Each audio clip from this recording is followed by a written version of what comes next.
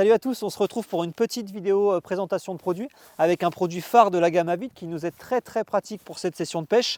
Donc ici on se retrouve avec les nouveaux Screenhouse, donc le Screenhouse Compact XT. Donc dans la famille des Screenhouse, on a beaucoup de nouveautés cette année et ça on va dire que c'est la version la plus aboutie, la plus améliorée.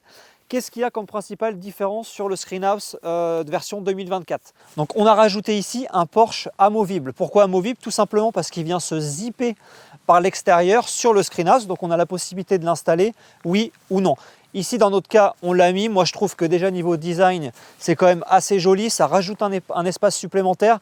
Des fois on a envie d'être à l'intérieur, des fois on sort les levels, on veut profiter un maximum de la vue, on se met tous les deux ici pour profiter de la vue du paysage et surtout observer l'eau. Donc ça c'est un point très important.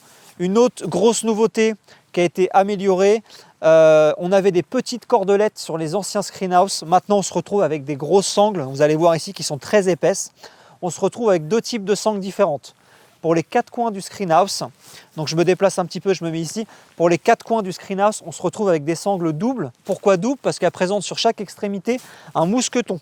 Donc il y a deux points de fixation, un point sur les blocs d'angle et un point sur ces petits triangles en pièces de tissu qui ont été rajoutés exprès avec un anneau au bout. Donc il suffit de les régler, elles sont beaucoup plus costauds avec la sardine. Donc ça c'est pour les quatre coins de la partie principale du Screenhouse. Et pour revenir sur le tunnel, on a exactement la même chose. Il y a deux sangles qui ont été fournies, mais cette fois, la seule différence, ne vous trompez pas pour ceux qui l'auront, il y a un seul point d'ancrage avec un seul mousqueton, puisqu'il suffit de venir se prendre directement sur la petite bague qui est sur le haut du tunnel, et ça fait l'affaire et ça fonctionne très bien. Ici, nous, on a tout sardiné correctement, on n'a pas beaucoup de vent, mais le bivy ne bouge pas. Il est très solide, très compact, il est vraiment costaud, et on voit vraiment que ces grosses sangles, elles font la différence. Au niveau du Screenhouse, on reste toujours sur la particularité Avid donc de la gamme Screenhouse. On se retrouve c'est-à-dire sur les côtés avec la porte façon moustiquaire. Donc on a une moustiquaire, on a la porte pleine pour être complètement dans l'obscurité et on a aussi la possibilité de dézipper donc les deux côtés, ici et sur ce côté-là, de façon à laisser un maximum l'air circuler à l'intérieur quand il fait le plus chaud et qu'on a vraiment besoin d'une circulation d'air optimale. Donc voilà, ça c'est la particularité. Ensuite, on va passer sur l'arrière. Donc sur l'arrière, on se retrouve toujours avec notre petite fenêtre. Donc notre petite fenêtre ici. Donc c'est une fenêtre 3 voies. Pourquoi 3 voies? Tout simplement, on a toujours la porte moustiquaire pour une libre circulation de l'air. On a la porte PVC lorsqu'il pleut, qu'on veut garder de la lumière par l'arrière ou qu'on veut jeter un coup d'œil à ce qui se passe toujours derrière notre tente. On a la porte PVC où on a la porte pleine ici pour rester dans l'obscurité. Petite nouveauté sur la porte pleine, on a rajouté deux bagues, deux boucles ici en tissu avec deux cordelettes. Il suffit de venir les sardiner et ça nous crée un petit Porsche supplémentaire à l'arrière du bivy. Donc ça c'est quand même pas négligeable. Ici on a mis un peu de bagagerie parce qu'on est trois à l'intérieur donc on a besoin de place. Tout simplement vous pouvez mettre le sac du screen, n'importe quelle les housses de canne. Moi c'est plutôt les choses que je laisse à l'extérieur en général, que j'ai pas besoin de retoucher avant la fin de ma session. Donc vous pouvez tout stocker à l'arrière, ça prendra pas trop la flotte, pas trop l'humidité et c'est quand même bien pratique, ça ferait un petit espace supplémentaire. On continue le tour du propriétaire. De ce côté-là, on a exactement la même chose donc avec la porte, la moustiquaire, libre circulation de l'air, la porte pleine.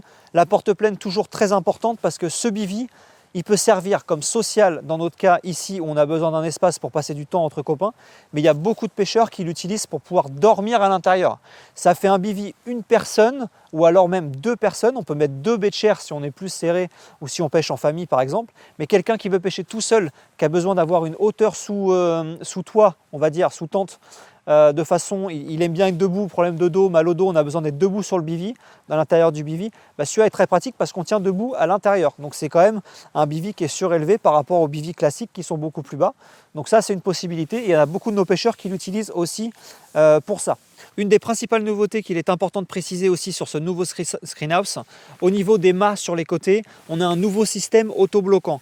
Pourquoi ce système est très intéressant? Avant, on avait tendance à forcer, je ne sais pas si vous vous rappelez, il y avait une petite pointe en bas, il fallait passer la pointe dans le pied du mât, il fallait venir clipser ça en haut. Maintenant, c'est plus du tout le cas. Avec une pression de pouce, vous remballez le pied et avec une seconde pression, lorsque vous l'installez, il suffit juste de l'étendre et lorsque vous entendez le clic, il se met en position et ce bloc auto-bloquant, justement, va vous permettre de bien tendre et il n'y a aucun réglage. C'est un gain de temps et une simplicité d'installation.